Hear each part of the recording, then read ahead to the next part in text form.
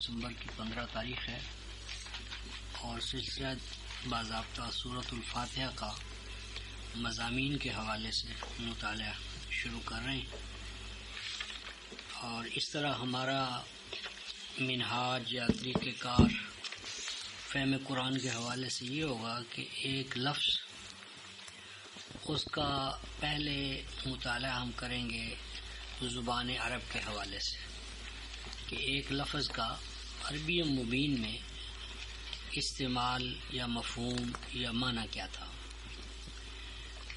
اس کے بعد اس لفظ کے بارے میں یہ دیکھیں گے کہ وہ لفظ قرآن میں کہاں کہاں استعمال ہوا ہے، اس کے کون کون سے شیڈز ہیں، اور زیر بحث یا زیر درس جو آیت ہے اس میں اس کا کیا مفہوم ہے۔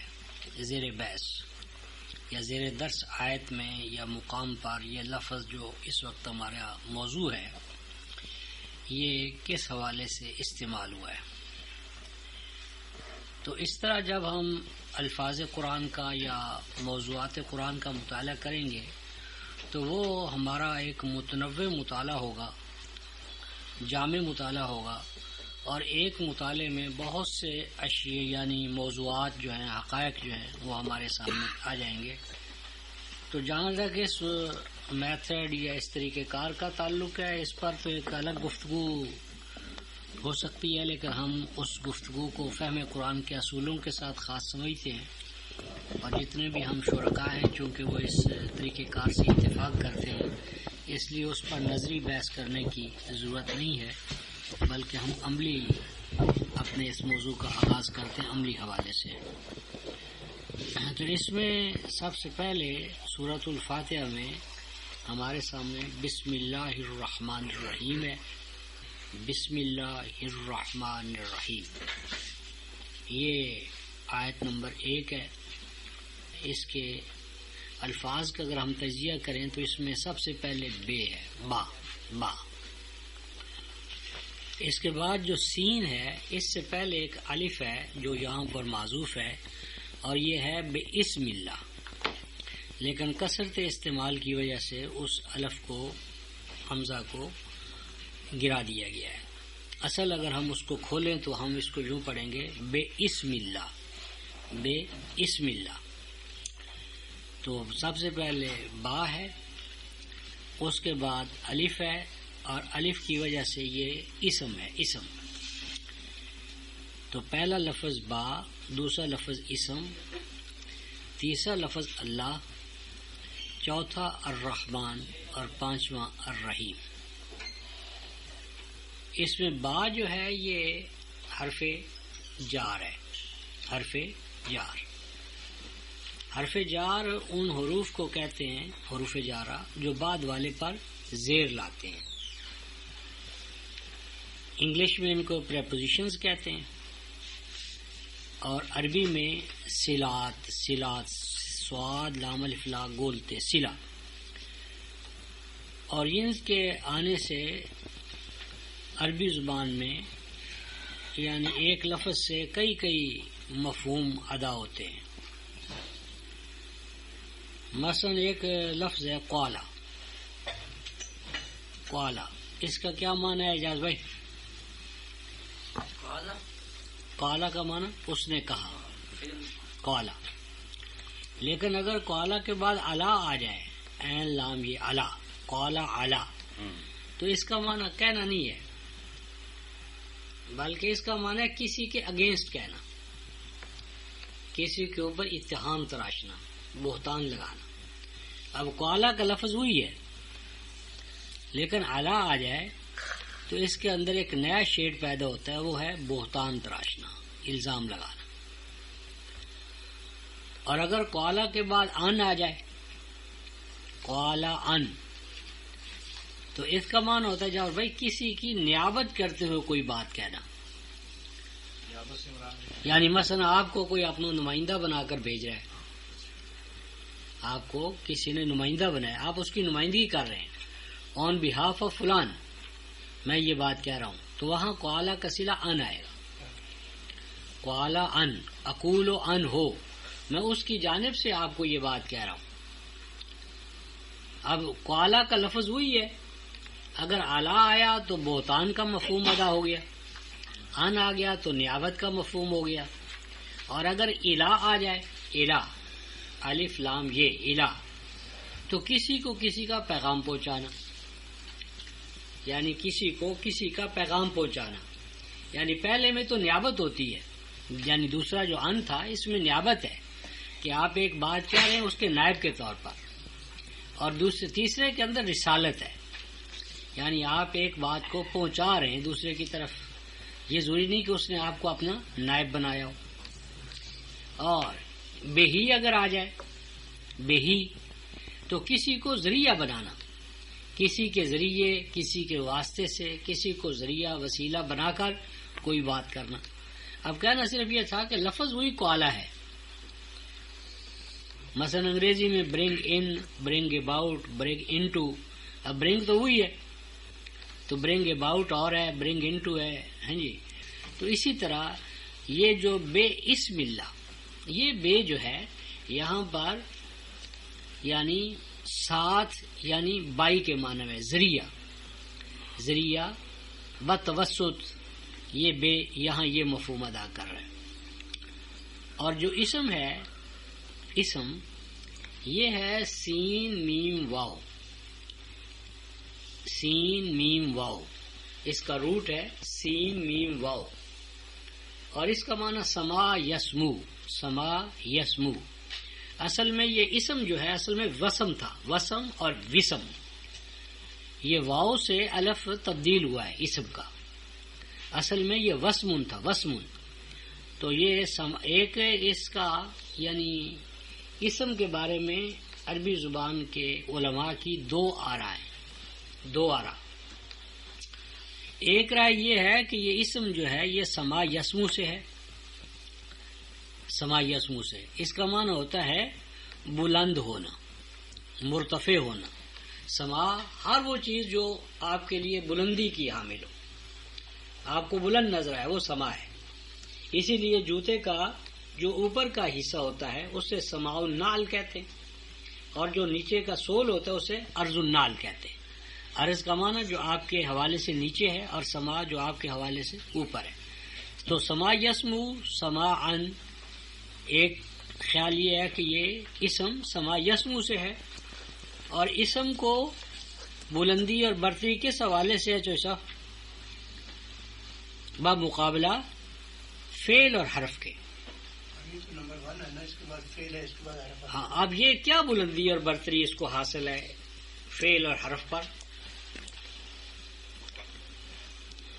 وہ بلندی اور برتری یہ ہے کہ یہ اسم جو ہے یہ مبتدا بھی ہو سکتا ہے، خبر بھی ہو سکتا ہے، مبتدا بھی ہو سکتا ہے جملے میں، خبر بھی ہو سکتا ہے، لیکن جو فعل ہے وہ ہمیشہ خبر ہوتا ہے، کبھی سبجیکٹ نہیں ہوتا، فاعل نہیں ہوتا۔ اور جو آرٹیکل ہے، حرف ہے، وہ نہ خبر ہوتا ہے نہ وہ مبتدا ہوتا ہے۔ تو بعضوں نے کہا کہ اسم کو اس لیے اسم کہتے ہیں کہ یہ برتری کا حامل ہے بمقابلہ فعل اور حرف کے، یہ گرامر کا مسئلہ ہے۔ اور بعض کہتے ہیں کہ یہ اصل میں ہے واسامہ یاسمو، واسامہ یاسمو وسمن، اور واسامہ یاسمو کا معنی ہوتا ہے کسی کو کسی پر نشان کے طور پر لگا دینا، نشان زد کرنا۔ نشان کیا کرتا ہے؟ جب آپ ایک چیز کا کوئی نشان لگا دیتے ہیں تو وہ چیز پہچانی جاتی ہے، اور جب آپ کسی چیز کا نام رکھ لیتے ہیں تو وہ چیز دوسروں سے ممیز ہو جاتی ہے، نمایاں ہو جاتی ہے، الگ ہو جاتی ہے۔ یعنی تمام جو ہمارا کام ہے وہ نام ہی تو رکھتے ہیں ہم، یہ ہوا ہے، یہ پانی ہے، ہاں جی، یہ سمی ہے، یہ سعد ہے، یہ ساجد ہے، یہ سارا جو امتیاز ہے کس بنیاد پر ہے؟ ناموں ہی کی بنیاد پر ہے۔ تو نام گویا کیا ہوا؟ وہ چیز علامت ممیزہ، علامت ممیزہ، یعنی جس کے ساتھ آپ کسی چیز کو پہچان سکتے ہیں یا اس کو اس سے الگ کر سکتے ہیں۔ تو علامہ آدم الاسماء کلھا، یہ نام رکھنا ہی انسان کے علم کا اصل میں کمال ہے۔ تو یہ عبارت باللہ الرحمن الرحیم کیوں نہیں؟ کیوں جاؤ بھائی؟ بسم اللہ الرحمن الرحیم ہے اللہ کے نام سے، اللہ کے نام کے واسطے، اللہ کے نام کے توسط سے، اللہ کے نام کی بنیاد پر. یوں کیوں نہیں کہا باللہ الرحمن الرحیم؟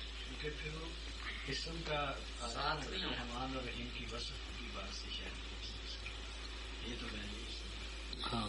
اور کیوں چاہیے؟ مین تو اس کا یہی ہے کہ nobody can comprehend to God. اس کو پہنچنے کے لیے، اس کو حاصل کرنے کے لیے، یا اس کی جاننے کے لیے اس کی صفات سے صرف جانا جا سکتا ہے. ہاں، یعنی اسم یہاں پر قائم مقام ہے صفات الہیہ کے. صفات الہیہ یعنی انسان کے علم کی انتہا صفات الہیہ ہیں، نہ کہ ذات الہیہ. یعنی ذات الہیہ کا ادراک جو ہے نا، یعنی اللہ کا ادراک من حیث اللہ، یہ عقل انسانی کے لیے ممکن نہیں. عقل انسانی اپنے دائرہ کار کے حوالے سے صفات الہیہ اس کی حد ہے، صفات، افعال، اعمال. لیکن اللہ کی ذات من حیث ذات، اس کا قنا اور اس کا ادراک کرنا، یہ ذات انسانی سے باہر ہے. اور دوسرا معنی یہ ہے کہ جس طرح ہم کہیں کہ بھئی تم فلاں سے میرے نام کا ذکر کرنا، میرے جاننے کی کیا ضرورت ہے؟ یعنی بڑا آدمی کہتا ہے کہ یار میرا جانا کوئی پرسنلی وہاں ضروری ہے، تو میرا نام لے دینا. کیا مانا؟ یعنی میرا نام ہی اتنا پاورفل ہے، میرے نام ہی میں اتنی طاقت ہے، میرے اس کے اور میرے مابین جو تعلقات کی نوعیت ہے وہ ایسی ہے کہ میرا نام ہی وہ کام کرے گا، میرے جانے کی کیا ضرورت ہے. تو یہاں بسم اللہ اس معنی میں بھی ہے کہ اللہ تبارک و تعالیٰ کا تو نام ہی جو ہے وہ کافی ہے. اگر اللہ کے نام ہی تک آپ کی، یا اس کے ناموں تک، یا اسماء حسنہ تک تمہارا تعارف ہو جائے تو یہی کافی ہے تمہارے لیے. تو بسم اللہ کا یہ معنی بھی ہے کہ اللہ تبارک و تعالیٰ کی جو صفات ہیں، اسماء حسنہ ہیں، بسم اللہ یعنی یہ اسم قائم مقام ہے اسماء حسنہ کے، صفات الہیہ کے. تو وہ جو صفات الہیہ ہیں انہی کے توسط سے، انہی کے حوالے سے، انہی کی بنیاد پر ہم اپنے اس کام کا آغاز کرتے ہیں. جیسے کہ یہ جو لکھا ہے کہ صفات اللہ جو ہے انسان کی حد میں ہے، ہاں، تو یہ غیب کا علم بھی جو ہے وہ تو صفات ہی ہے. نہیں، میں نے یہ کہا کہ اللہ کو من حیث اللہ ہم اس کا ادراک نہیں کر سکتے. ہمارے علم کی آخری حد صفات الہی ہیں. اللہ کو بحیثیت خالق ہم سمجھ سکتے ہیں، تخلیق ہم سمجھ سکتے ہیں، لیکن اللہ کی ذات جو ہے من حیث ذات یعنی پرسنالٹی آف گاڈ، وہ ہم اس کو کمپریہنڈ نہیں کر سکتے. اور یہ کوئی بھی جو انواع حیوانی ہیں یعنی مخلوقات میں، اب کوئی مثلا آپ کا جو گھوڑا ہے وہ چاہے کہ وہ انسان کی عقل اور فہم کا ادراک کرے، حالانکہ وہ بھی مخلوق ہے اور انسان بھی مخلوق. پھر انسانوں میں جاہل انسان، یعنی انسانوں میں اب ہم ایک آئنسٹائن ہے، وہ ہم ہی جیسا ایک انسان ہے. اب اس نے جو ریلیٹیوٹی کا یا اضافیت کا جو نظریہ دیا ہے، ہم انسان ہو کر اس کو کمپریہنڈ نہیں کر سکتے. یعنی اس کے جو ڈائمینشنز ہیں یا اس کے جو یعنی اطلاق ہے یا اس حوالے سے جو ہے، تو جب مخلوقات کے اندر یہ بات ہے کہ ہر جو نچلی مخلوق ہوتی ہے وہ ہائر مخلوق کو کمپریہنڈ نہیں کر سکتی،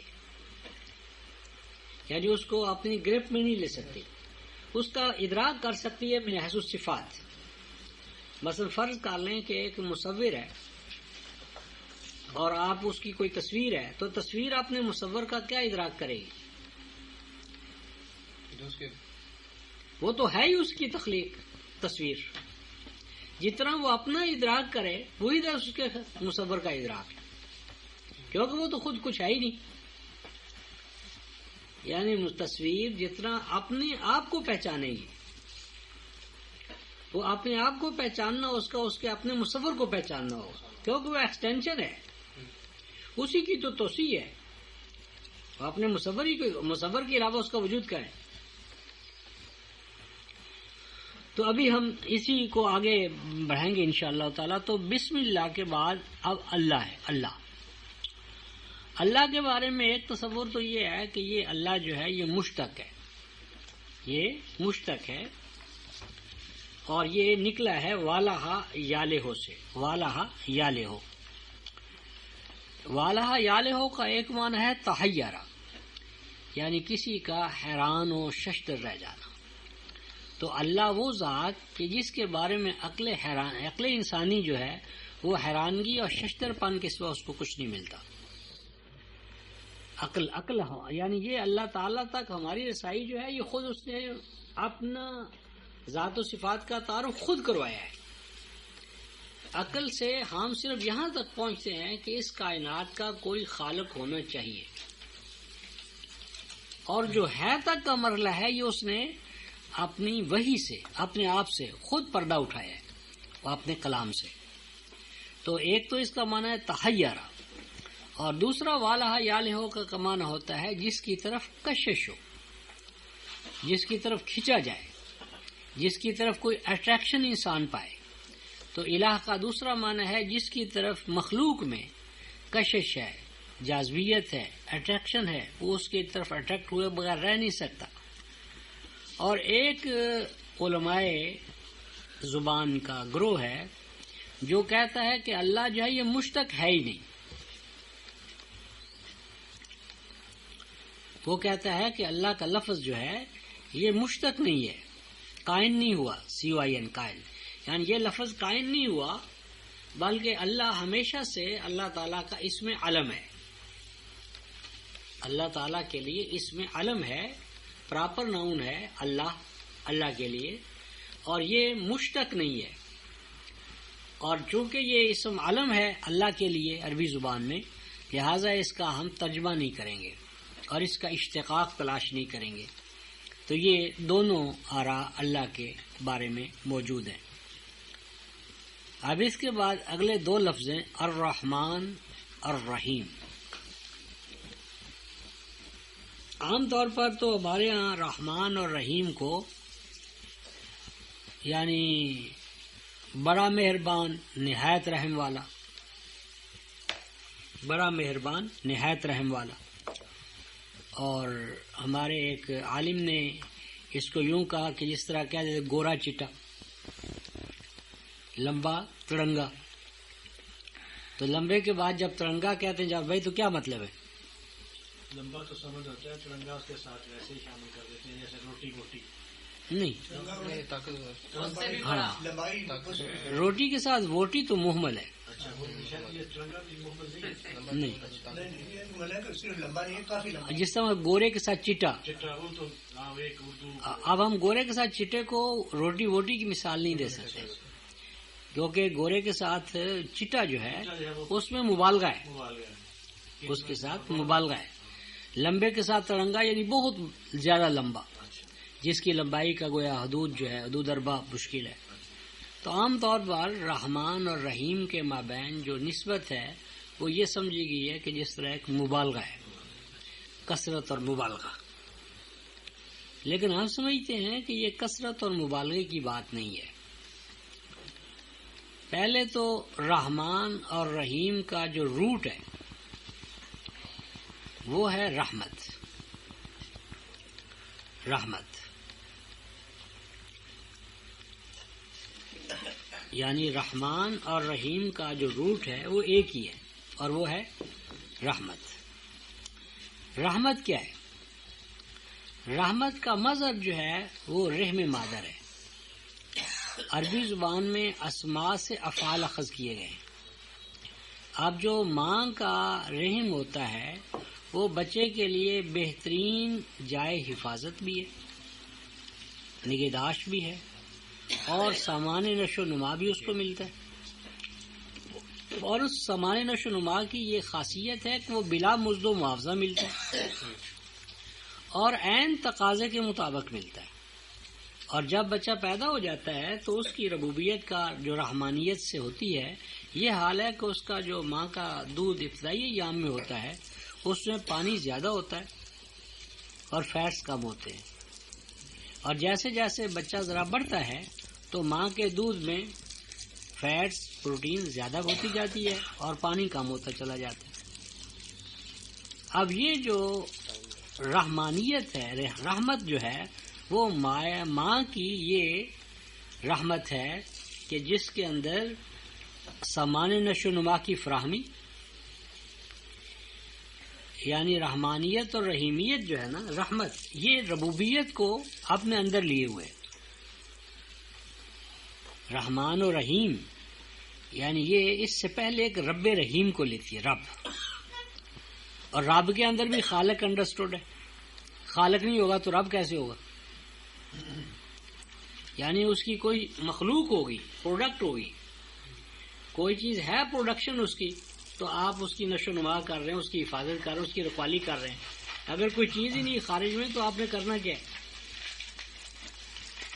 تو رحمان اور رحیم دونوں عربی زبان میں فعلان اور فعیل کے وزن پر ہیں، فعلان اور فعیل کے وزن پر ہیں دونوں، اور دونوں کا جو روٹ ہے وہ رحمت ہے۔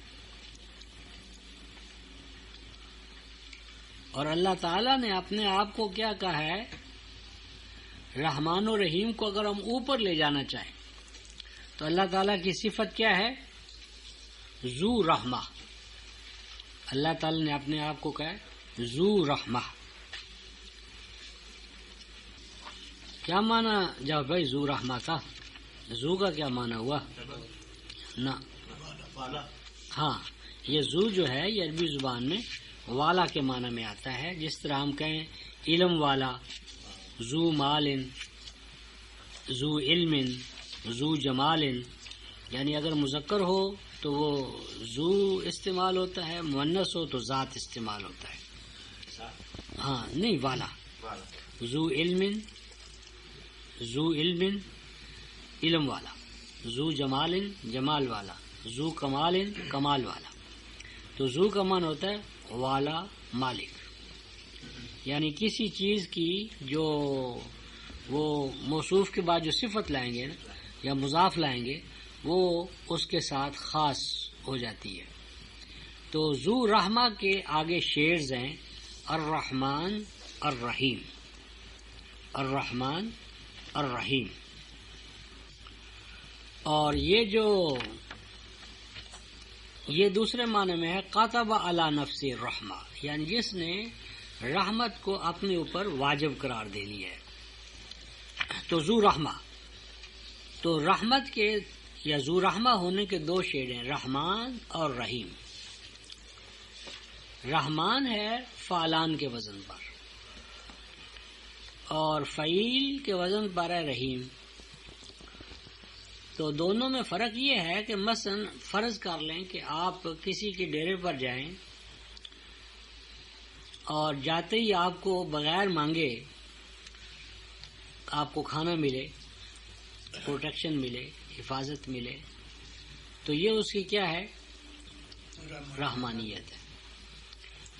اب آپ کے ذہن میں آئے گا کہ آج تو اس نے کر دیا ہے، کل پرسوں کسی وقت آ جاؤں گا تو ہوگا یا نہیں؟ اگر آپ آنے والے کل یا مستقل یا اس کی ایک عادت کا اظہار کریں تو یہ رحیمیت ہے، یعنی رحمانیت ہے ایمرجنٹ ایوولوشن، ایمرجنسی، کہ جو ہی کوئی مثلا بچہ کی پیدائش ہے تو بچے کی پیدائش پر اس کو جو ماں کی طرف سے غذا دودھ ملتا ہے یہ رحمانیت ہے، اور یہ ملتا رہتا ہے، یہ ملتا رہتا ہے تاکہ نئی سٹیج نہ آ جائے، وہ رحیمیت ہے۔ یعنی ہر رحمانیت جو ہے وہ اپنے پیچھے رحیمیت رکھتی ہے۔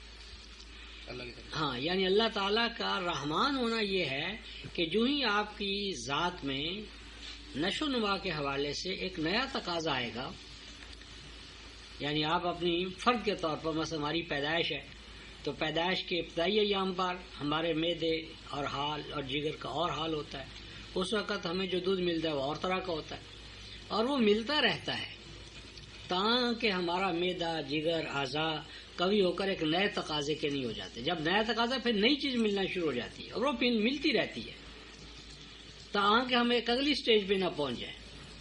جب اگلی سٹیج پہ پہنچتے ہیں پھر ایک نئے تقاضے کا فوراً سد باب ہو جاتا ہے، فوراً ملتا ہے، اور وہ پھر ملتا رہتا ہے تاہاں کہ ہم آگے اگلے ارتقائی مرحلے میں داخل نہیں ہو جاتے. تو ہر نئے تقاضے پر اس تقاضے کو پورا کرنے کے لیے اللہ تعالیٰ کی رحمت جو جوش میں آتی ہے وہ فعلان ہے.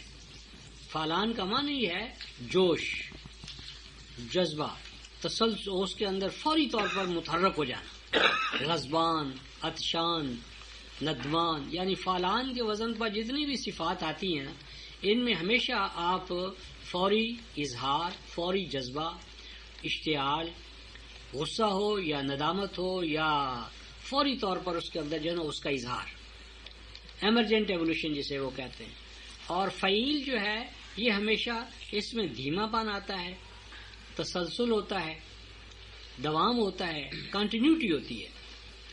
یعنی اس میں اب مثلا جب ہم کسی کو کہتے ہیں علیم تو علیم وہ نہیں ہے کہ جس کے پاس علم ہنگامی طور پر ہو اور کل کو جائیں تو علم سے پیدل ہو.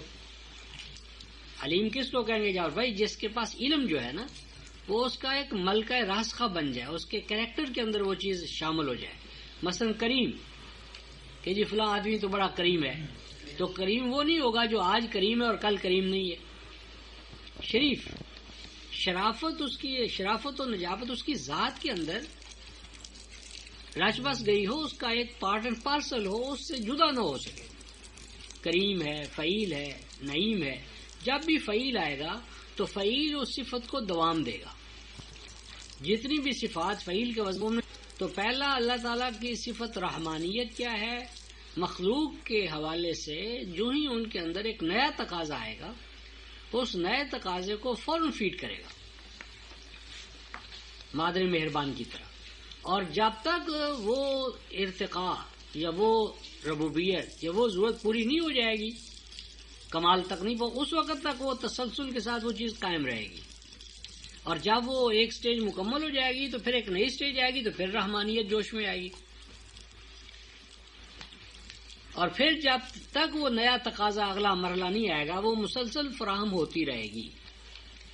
تو اس لیے یہ مبالغہ نہیں ہے، یہ مبالغہ نہیں ہے. اور گورے چٹے کی طرح کوئی مسئلہ نہیں ہے، لمبے ترمبے کی طرح یہ کوئی مسئلہ نہیں ہے. یہ لازم تھا کہ فعلان کے بعد فعیل لایا جاتا تاکہ مخلوق کو یہ بتایا جاتا کہ جس خالق رحمان کے ساتھ تمہارا تعلق ہے وہ کوئی ایسا نہیں ہے کہ عارضی جوش میں آئے اس کی رحمت تو تمہیں نواز دے اور کل کو اس کے پاس آؤ تو اس کی رحمت کے اندر تو کچھ ہو ہی نہ، خالی ہاتھ بیٹھا ہو. جس طرح جوش میں آیا تمام خزانے لٹا دیے اور کل آیا تو خود مانگ رہا ہے. تو یہ بتاتا ہے کہ نہیں، اس کی رحمت جتنی بھی وہ خرچ کرتا چلا جائے تو بھی اس کے خزانے ختم نہیں ہوتے، کیونکہ وہ فعیل رحیم ہے. یعنی رحمت اس کا ایک وصف لازم ہے، تو اس کی رحمت جو ہے وہ تم سے الگ ہونے والی نہیں ہے. تو اس کا معنی ہوا کہ ہم اپنے مطالعہ قرآن کا یا کسی کام کا آغاز کر رہے ہیں اللہ کے نام سے جو رحمان بھی ہے اور رحیم بھی. اور اس لیے اس کا اب ترجمہ ہم نہیں کر سکتے کیونکہ رحمان اور رحیم کے اندر جو شیڈز ہیں وہ کسی بھی اور زبان میں ادا نہیں ہو پا رہے. نہ تو رحمت کا ترجمہ ہو سکتا ہے، جو کریں گے اس کی جامعیت ختم ہو جائے گی، اس کا کوئی ایک شیڈ آئے گا، وہ اپنی جامعیت جو ہے نا وہ کھو بیٹھے گا. لفظ کوئی ایک شیڈ ہم لے آئیں گے، کل نہیں آئے گا. اور دوسرا یہ ہے کہ جس وقت آپ بسم اللہ الرحمن الرحیم کہیں گے تو یہ کہہ کر آپ کوئی برائی کا کام نہیں کر سکتے بیٹے. اگر آپ نے کسی پہ ظلم کرنا ہے، حق دبانا ہے، غصب کرنا ہے، تو اب آپ بسم اللہ الرحمن الرحیم نہیں کہہ سکتے. یعنی جس قوم کا مزاج بسم اللہ الرحمن الرحیم ہوگا وہ کسی پر ظلم نہیں کر سکتی، وہ کسی کا حق نہیں دبا سکتی، وہ کسی کے بارے میں منفی نہیں ہو سکتی. کیونکہ جب اس نے اللہ تعالیٰ کو رحمان و رحیم مانا ہے اور اس نے اپنے اندر بھی رحمانیت و رحیمیت پیدا کرنی ہے تو ہو ہی نہیں سکتا کہ وہ ظلم کرے. تو ایک بسم اللہ الرحمن الرحیم کا ڈکلریشن جو ہے وہ اس امر کی ضمانت ہے کہ جس قوم کا بسم اللہ الرحمن الرحیم ماٹو ہے، نصب العین ہے، وہ زمین پر ہمیشہ ربوبیت کی، رحمانیت کی، رحیمیت کی، بذل و عطا کی، دینے کی، عطا کرنے کی، دوسروں کو نوازنے کی، دوسروں کی حفاظت کرنے کی وہ ذمہ دار ہوگی۔ جس طرح جب آپ کسی کو السلام علیکم کہتے ہیں سنی بیٹے، تو اس کا کیا معنی ہے؟ یعنی یہ اس وقت تو ہماری بس ایک محمل سی دعا ہے نا، اصلاً کسی کو سلام کہنا اوبلیگیشن ہے۔ جب ہم کسی کو سلام کہتے ہیں نا تو یہ ہم اس کو ضمانت دیتے ہیں کہ میرے ہاتھ سے، میری زبان سے، میرے وجود سے تمہاری سلامتی محفوظ رہے گی، میں ذمہ دار ہوں تمہاری سیفٹی اینڈ سیکیورٹی کا۔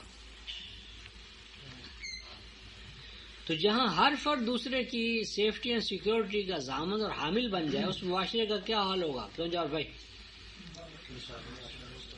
ہر فرد دوسرے فرد کے لیے کہتا ہے، اس لیے فرمایا کہ المسلم من سالم المسلمون من لسانہ و یدہ، مسلم تو ہے ہی وہ کہ جس کے ہاتھ کے بارے میں ہاتھ اس کا امین ہو، زبان اس کی امین ہو، وہ آپ کے امن اور سلامتی کا خود ضامن ہو۔ تو وہاں قتل کیسے ہوگا، مار دھاڑ کیسے ہوگی، سلب و نہب کیسے ہوگا، قبضہ گیری کیسے ہوگی؟ جہاں ہر فرد دوسرے فرد کے لیے الا قیلا سلاما سلاما۔ تو بسم اللہ الرحمن الرحیم، اب یہ قرآن حکیم میں بسم اللہ الرحمن الرحیم جو ہے دو مقامات پر ہم اس کو پاتے ہیں اپنے شیڈز کے ساتھ۔ ایک تو سورہ ہود میں سیدنا نوح علیہ السلام کے حوالے سے ارشاد ہوتا ہے، یہ آیت 41 ہے، قال ارکبوا فیہا بسم اللہ مجریہا و مرساہا ان ربی لغفور رحیم۔ یہ جو آیات کا خاتمہ ہوتا ہے نا چوئی صاحب، یہ بہت میننگ فل اور معنی خیز ہوتا ہے۔ ہر آیت کے خاتمے پر بہت گہری توجہ دینی چاہیے۔ تو ارشاد ہوا ہے کہ کہا نوح علیہ السلام اپنی امت سے، اہل ایمان سے، اگر قالا کو الگ پڑھیں تو ارکبوا فیہا، قالا کے ساتھ پڑھیں قال ارکبوا فیہا، سوار ہو جاؤ تم اس کشتی میں، سوار ہو جاؤ، راکب ہو جاؤ تم اس کشتی میں۔ اور اس کے بعد فرمایا بسم اللہ مجریہا و مرساہا، یہ جو کشتی آج چلے گی نا، اس کا آغاز و اختتام اللہ کے ہاتھ میں ہے۔ یعنی جس قدر طوفان ہے، اس طوفان میں تمہارا بچاؤ اور تحفظ، یہ کب شروع کر رہے ہیں ہم، کب لنگر انداز ہوگی، یہ اس کا سب کام اللہ کے ہاتھ میں ہے۔ بسم اللہ، اور وہ میرا رب جس کے ہاتھ میں اس کا مجرا اور مرسا ہے، ان ربی لغفور الرحیم، وہ میرا رب پروٹیکشن عطا کرنے والا ہے، غفور۔ اور اس کی پروٹیکشن کیا ہے؟ آگے فرمایا کہ وہ رب میرا جو ہے وہ غفور ہونے کے ساتھ ساتھ کیا ہے؟ رحیم ہے۔ یہ یعنی پروٹیکشن عطا کرتا ہے، اور پروٹیکشن مسلسل ہوتی ہے، اور وہ بلا مزد و معاوضہ ہوتی ہے، رحیم۔ اس میں ایک آیت 56 دیکھیں، ہاں، انی توکلت علی اللہ ربی و ربکم ما من دابۃ الا هو آخذ بناصیتها ان ربی علی صراط مستقیم۔ میرا جاؤ بھائی ہیں، توکلت علی اللہ ربی و ربکم، میں نے بھروسہ کیا، میں نے سپرد کیا، میں نے بھروسہ کیا اللہ پر جو میری بھی نشو نما کرنے والا ہے اور تمہاری بھی نشو نما کرنے والا ہے، اور کوئی دابہ نہیں پاؤں پر چلنے والا، مگر اس سب کی آخری جو ذمہ داری ہے اسی کے ہاتھ میں ہے۔ وجود، بقا، عطا، یہ آخر کار اس کے ہاتھ میں ہے. اور اس کے بعد آ رہا ہے ان ربی علی صراط مستقیم. کیا ترجمہ ہو جاؤ بھائی؟ سیدھے راستے پر ہے ہی نہیں. ترجمہ تو یہ ہوگا ان ربی، اگر بھی کرے تو یہ میرا رب سیدھے راستے پر ہے. کیا مطلب؟ یہ سمجھنے والی بات. ان ربی علی صراط مستقیم، میرا خود رب جو ہے نا، میرا اپنا رب، وہ صراط پر ہے قائم، اور اس کا صراط جو ہے وہ مستقیم ہے. ایک ہے حرکت، اور ایک ہے حرکت دولابی، اور ایک ہے حرکت سپیریکل، SPIRAL، اسپرٹ. ایک ہے کولو کے بیل کی حرکت. ایک تو چیز ہے اسٹیگننٹ، حرکت ہی نہیں ہے.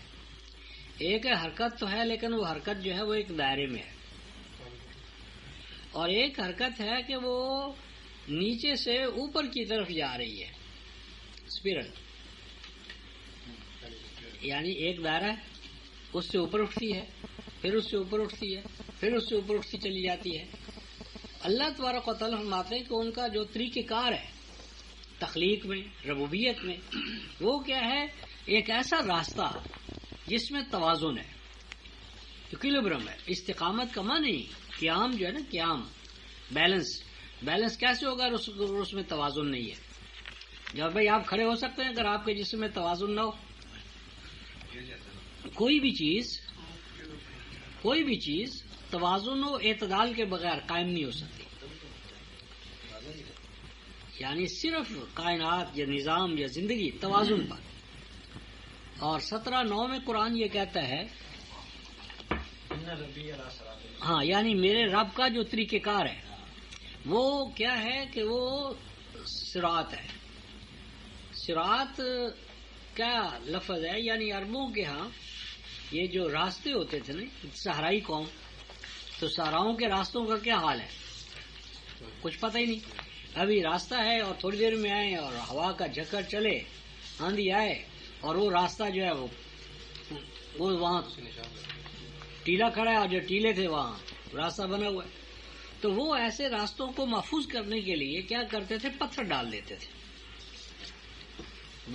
تھوڑے تھوڑے فاصلے پر پتھر لگا دیتے تھے، یا موٹے موٹے لکڑی کے وہ گاڑ دیتے تھے. تو ایسا راستہ کہ جس کے اوپر نمایاں نشانات ہوں جو مٹ نہ سکیں، مٹے نہیں، اور جو ہر وقت قائم رہیں، جھکڑ، آندھی، باد و بارہ ان کے تو ایسے راستے کو وہ صراط کہتے تھے. یعنی کسی درجے میں آج جس طرح ہم GT کہتے ہیں، جرنیلی سڑک، جس کی گورنمنٹ حفاظت کرتی ہے، مینٹیننس کرتی ہے، اس کے مائل سٹون لگے ہوئے ہیں، اس کے اوپر چوکیاں بنی ہوئی ہیں، اس کے اوپر پیرا ہے کہ اگر آپ اس جرنیلی سڑک پر چڑھ جائیں.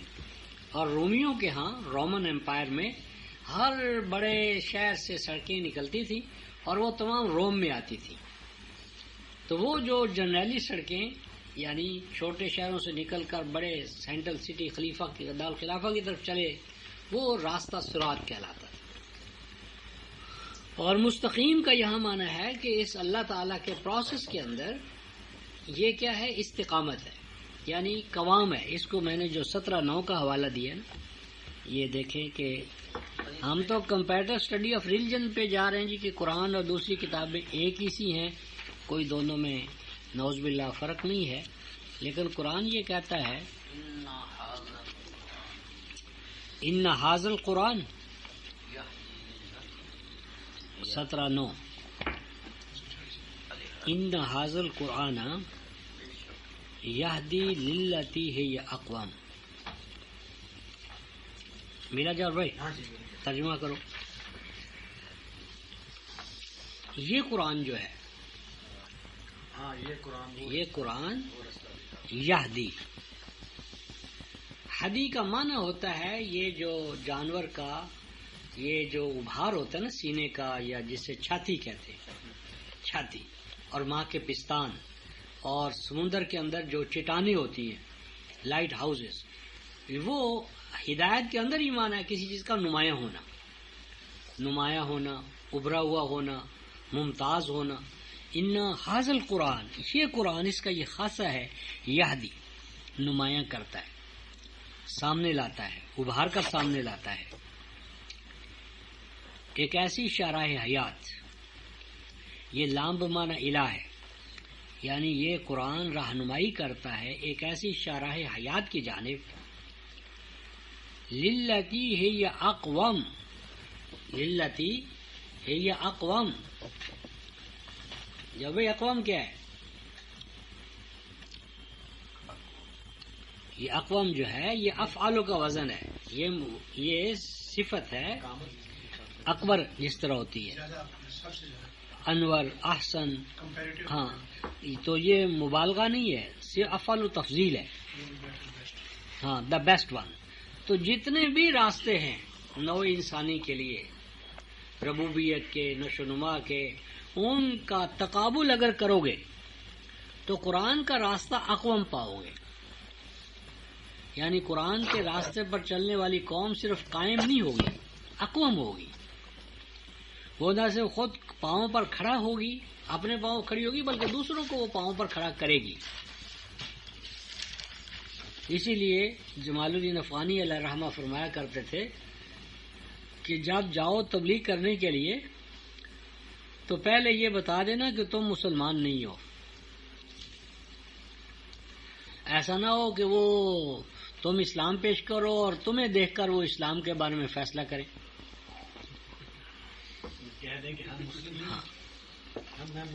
میں اس معیار پر پورا نہیں اترتا.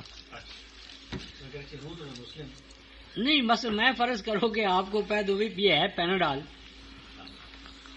مجھے تو آرام نہیں آتا، میں بڑا بد پرہیز ہوں، لیکن تم کھاؤ، امید ہے کہ تمہارا سر درد دور ہو جائے. یعنی اپنی بد پرہیزی کا اعتراف کر لو تاکہ ایسا نہ ہو کہ تمہاری بد پرہیزیاں اور بد اعمالیاں دیکھ کر وہ کہے ایسا اسلام ہمیں نہیں چاہیے. ہاں یہ تو ایک لطیفہ ہے نا، اصلاً تو یعنی بات یہ نہیں ہے، یہ کوئی سائنٹیفک بات نہیں ہے، ایک لطیفہ ہے کہ ہم خود رکاوٹ ہیں. اصل وہ یہ کہنا چاہتا ہے کہ میرا اور آپ کا وجود جو ہے وہ اسلام کے راستے میں سنگ گراں ہے، کیونکہ قرآن کا دعویٰ تو ہے کہ یہ اقوام ہے، اور ہمارے حال میں اب کیا صدام صاحب کا معاملہ آ رہا ہے. یعنی اگر یہ اسی وقت پیسفلی الگ ہو جاتا، سرنڈر کر لیتا، یعنی جو تمہیں پتہ ہے کہ ہم بھینسے کا مقابلہ نہیں کر سکتے تو دائیں بائیں ہو جائیں تو کیا ہے. اگر ہم طاقت کا مقابلہ طاقت سے نہیں کر سکتے تو ہمیں راستہ تلاش کرنا چاہیے. بھیڑ جانا جو ہے یہ کوئی دانائی تو نہیں ہے. تو اگر سارا مطلب ہے کہ ہمارا سسٹین کرنے کی طاقت نہیں ہے، مقابلہ کرنے کی طاقت نہیں ہے، تو کوئی راستہ نکالنا چاہیے. اب نبی پاک صلی اللہ علیہ وسلم نے صلح حدیبیہ میں کیا کیا جا رہا ہے جسے قرآن نے فتح مبین کا ہے، یعنی ایسی شرائط مانی کہ بھائی اس سال واپس چلے جاؤ. اب ہاں اس سال واپس چلے جاؤ، اگلے سال آؤ، صرف اتنے آؤ، اور ہمارے آدمی تمہارے پاس چلے جائیں گے تم واپس کرو گے، اور تمہارے آئیں گے تو ہم واپس نہیں کریں گے، اور صرف 3 دن کے لیے آؤ گے، صرف تلوار لاؤ گے اور تلوار بھی نیام میں رکھو گے. یعنی ایسا عام آدمی، ہمارا بھی کوئی چھوٹا سا خناس ہو کسی کے پاس جماعت کا تو وہ کیا کرے گا؟ بھئی ہم تو مریں گے، کیوں جائیں؟ آپ نے ان تمام شرائط کو قبول کر لیا، اور انا فتحنا لک فتحا مبینا، کیونکہ آپ چاہتے تھے کہ ہمیں وقت ملے. وقت کو گین کرنا جو ہے یہ قیادت کا کمال ہے، بشرطے کہ وقت کے صحیح استعمال کا بھی ہمارے پاس احساس ہو. اصل چیز تو یہ اگر ہم نے سو کر ہی ضائع کرنا ہے تو وقت کا حاصل کرنا اور وقت کا صحیح استعمال کرنا، یہ جس قوم نے سمجھ لیا نا کہ وقت دولت ہے، یہاں کہتا ہے وہاں دیگرگو ہے لحظہ لحظہ، یہاں بدلتا نہیں زمانہ. تو یہ جو ارشاد فرمایا کہ ان حاضل قرآن یہدی للتی ہی اقوام، یہ قرآن ایک ایسی شرح حیات کی طرف رہنمائی کرتا ہے جو اقوم ہے. اقوم جتنی بھی زندگی کے راستے ہیں ان تمام راستوں میں سب سے زیادہ آپ کا یہ قرآن جو راستہ بتاتا ہے وہ اقوم ہے، قیام عطا کرنے والا ہے. اور آپ کا جو بیت اللہ ہے اس کو اللہ تعالیٰ نے کیا قرار دیا تھا؟ کون جاور بھائی؟ امن کا ہاں امن تو ہے ہی، امن تو ہے ہی. اس کے ساتھ کیا ارشاد فرمایا تھا نا، جعل اللہ الکعبۃ البیت الحرام قیاما للناس. اس میں ہے سورہ مائدہ میں، یہ 97 آیت ہے. جعل اللہ الکعبۃ البیت الحرام قیاما للناس. قیاما للمومنین نہیں کہا، قیاما للمسلمین نہیں کہا. جعل اللہ البیت کعبہ البیت الحرام قیاما للناس. کعبہ کا تو ایک ہی معنی ہم نے سمجھا ہے. کیا چوئی صاحب؟ بیت اللہ نہیں، وہ تو دوسرا لفظ لے لیا نا ہم نے.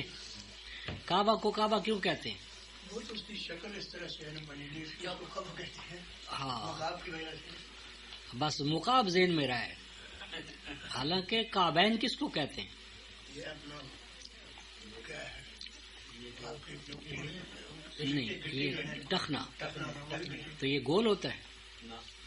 یعنی اصل میں کعبہ یقعب کعبن و قوبن، اس کا معنی نمایاں ہونا، کھڑا ہوا ہے اس پر. ابھرا ہوا ہونا، چھایا ہوا ہونا. اور الرجل القائب قائد کو کہتے ہیں. اور قعوب ماں کے، قوائب اطرابہ ماں جس کے پستان دودھ سے بھرے ہوئے ہوں.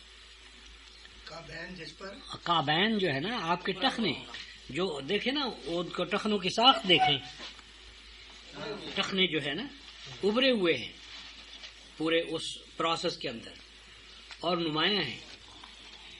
تو کعبہ جو ہے وہ آپ کا وہ مرکز کہ جو ماں کے پستان کی طرح، قوائب اطرابہ جس کے پستان دودھ سے بھرے ہوئے ہیں اور وہ نمایاں ہے اور چھایا ہوا ہے. اور اسی کو اللہ تبارک و تعالیٰ فرماتے ہیں البیت الحرام. البیت الحرام کیا مانو جا بھائی؟ یعنی نوع انسانی کو محترم بنانے والا، احترام آدمیت کا ضامن. وَلَقَدْ كَرَّمْنَا بَنِي آدم. یعنی نوع انسانی کا جان، مال، عزت و آبرو بیت اللہ کی طرح محترم ہے. نبی پاک نے حجۃ العلماء کہ ان دماءکم و اعراضکم و اموالکم حرام علیکم کحرمت یومکم ھذا فی شہرکم ھذا فی بلدکم ھذا. ایک ایک انسانی بچے کی جان، مال، عزت و آبرو بیت اللہ کی طرح محترم ہے. بیت اللہ کا تو طواف کر رہے ہو اور انسانی جانیں تلف کر رہے ہو. بیت اللہ کے در و دیوار کو سجا رہے ہو اور نوع انسانی اور امت مسلمہ کو مار رہے ہو.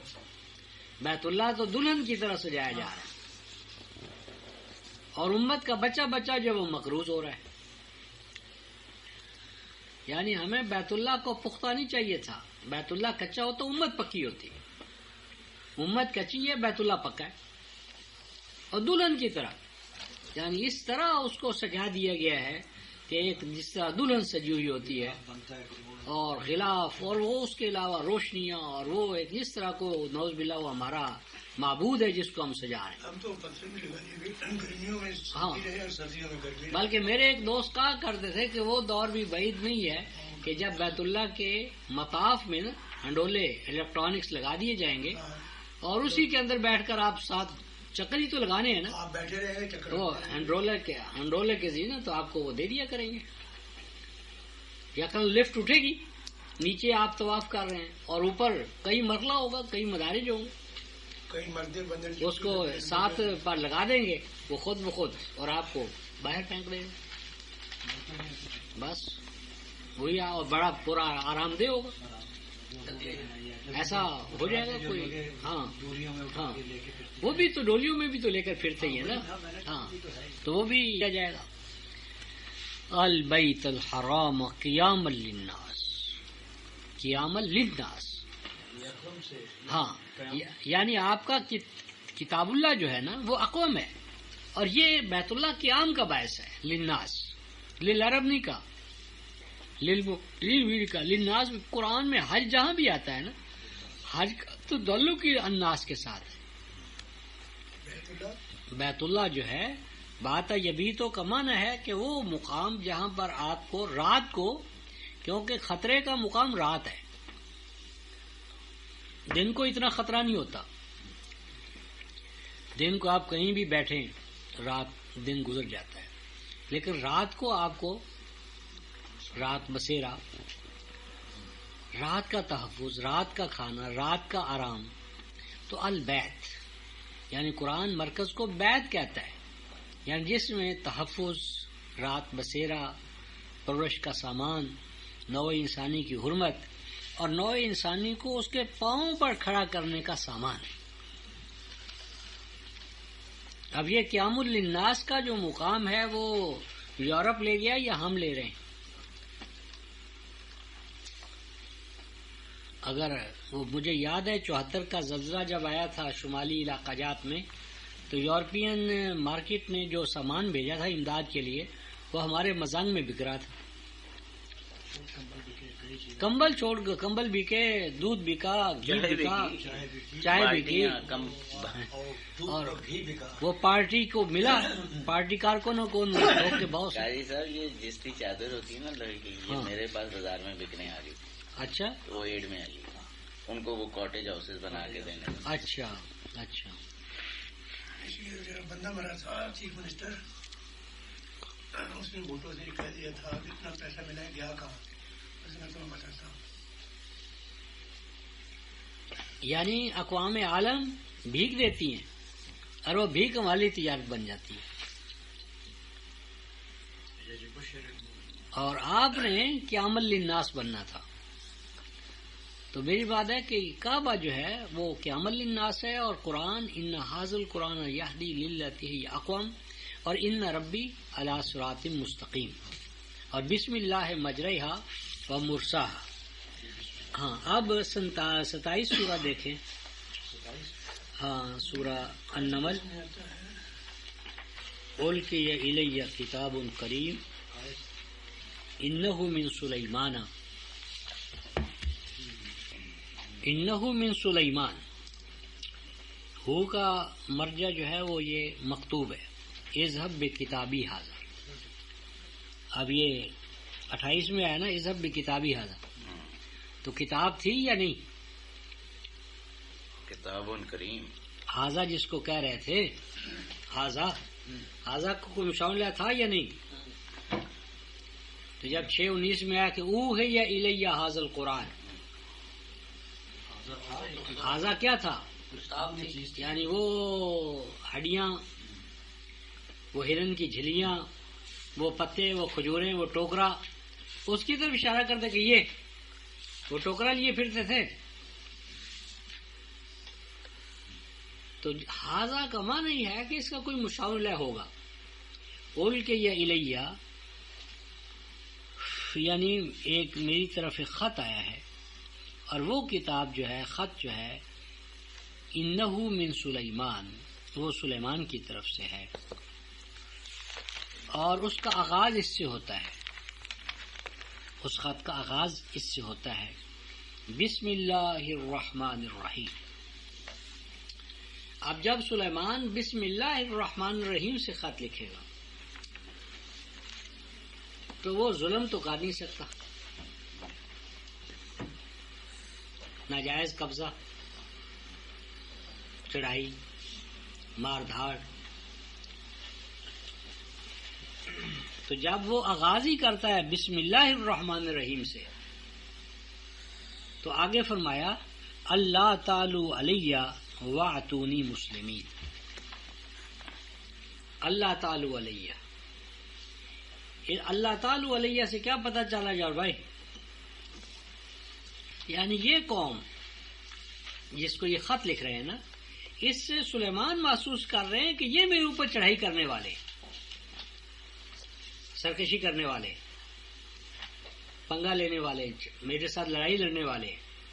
تو ان کو کہا بھی میں تو رحمان الرحیم کو ماننے والا ہوں، میں تو آغاز نہیں کروں گا، انیشیٹو نہیں لوں گا.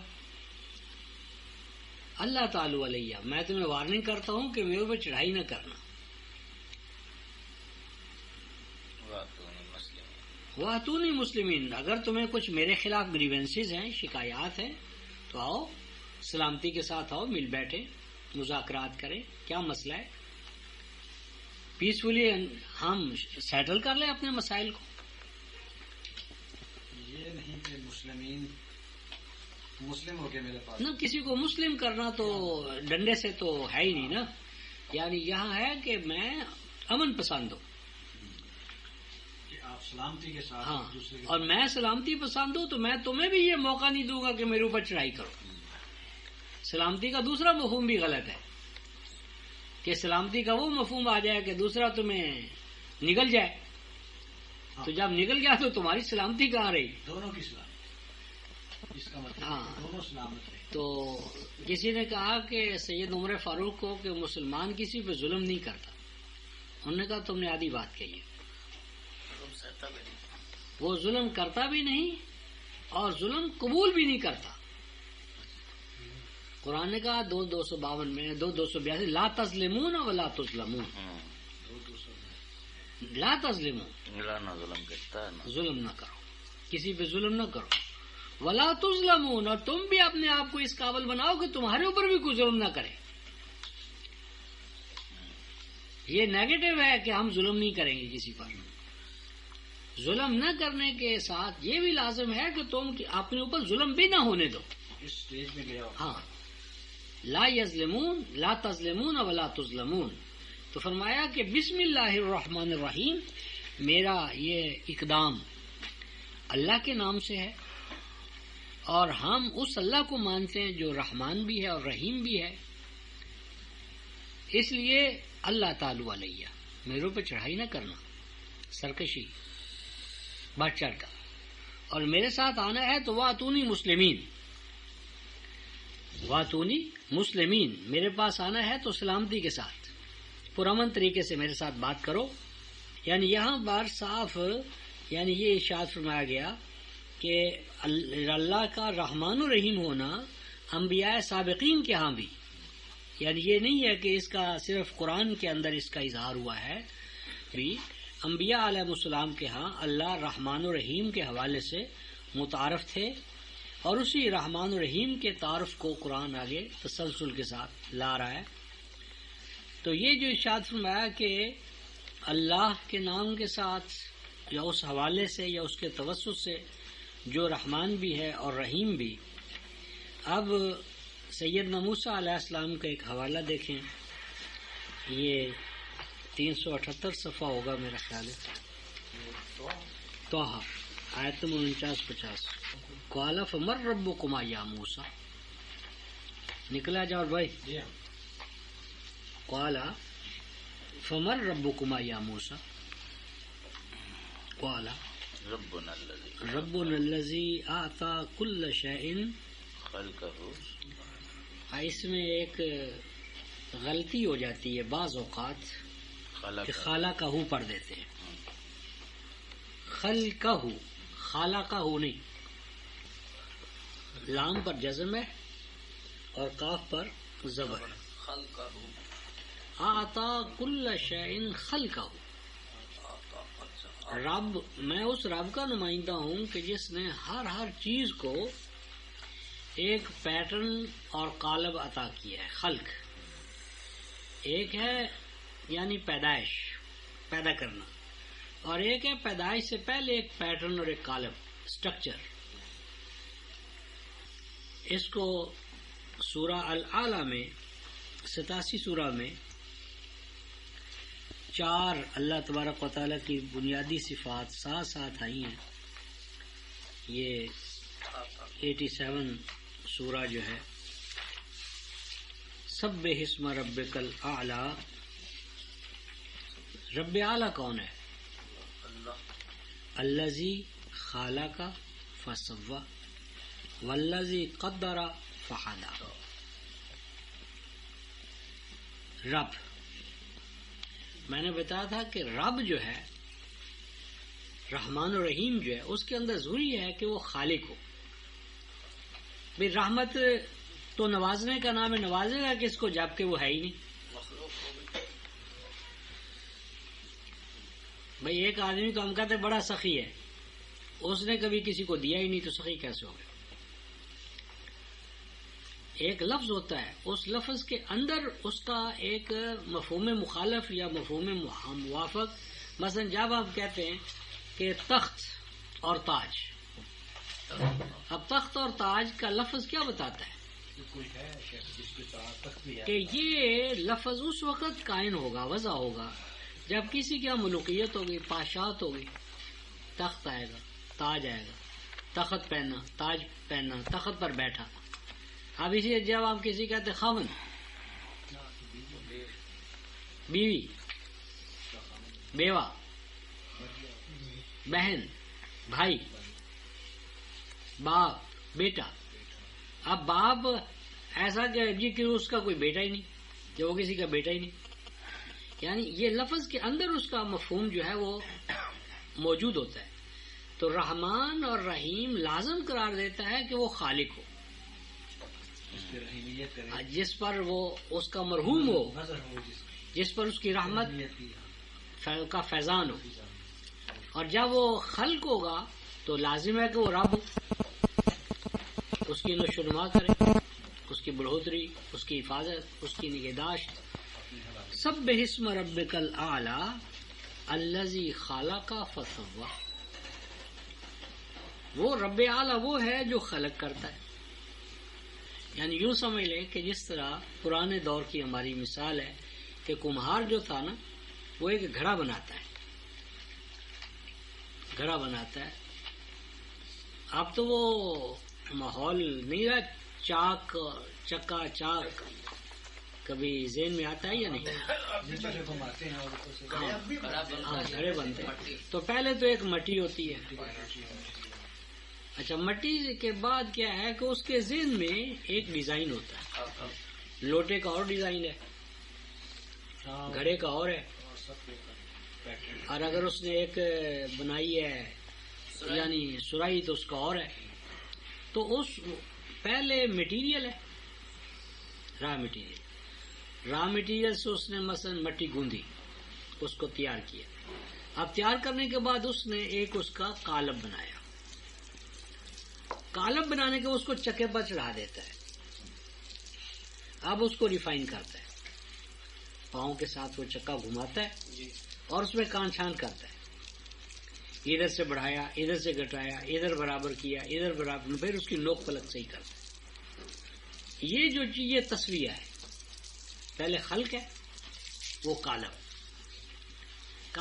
کو لے لینے کے بعد وہ کیا کرتا ہے، اس کا تسویہ کرتا ہے. اس میں توازن، اعتدال، جو اس کے ذہن میں مقصد ہوتا ہے اس مقصد کے ساتھ اس کو ہم آہنگ کرتا ہے.